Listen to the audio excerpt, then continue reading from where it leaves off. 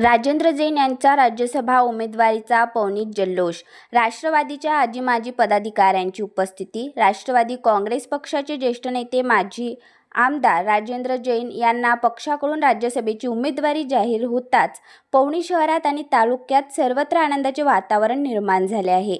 यांचे स्वागत करण्यासाठी पवनी तालुका व शहरातील स्थानिक पदाधिकारी आणि कार्यकर्त्यांनी एकत्र येत पेढे वाटून जवाहर गेट समोर प्रचंड जल्लोष केला. पूर्व विदर्भातील विशेषतः भंडारा गोंदिया जिल्हा पक्ष संघटनेत राजेंद्र जैन यांचे मोठे योगदान राहिले असून त्यांना मिळालेल्या या उमेदवारीमुळे स्थानिक कार्यकर्त्यांमध्ये नवा उत्साह संचारला आहे. कुणी प्रफुल्ल पटेल तर कुणी राजेंद्र जैन यांची प्रतिमा डोक्यावर घेत जनतेचे लक्ष वेधले.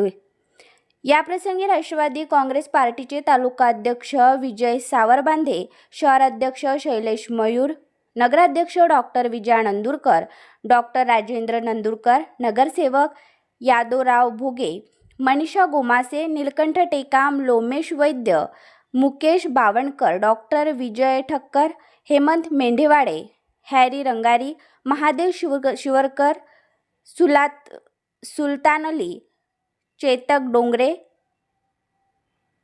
तबरेज भाई, जितू नखाते, प्रकाश पचारे इत्यादी सर्व शेलचे पदाधिकारी उपस्थित होते. कार्यकर्त्यांनी राजेंद्र जैन आगे बढो अशा घोषणा देत परिसर दणाणून सोडला होता. ब्युरो रिपोर्ट, बर्फातील ज्वाला न्यूज, पवनी, भंडारा.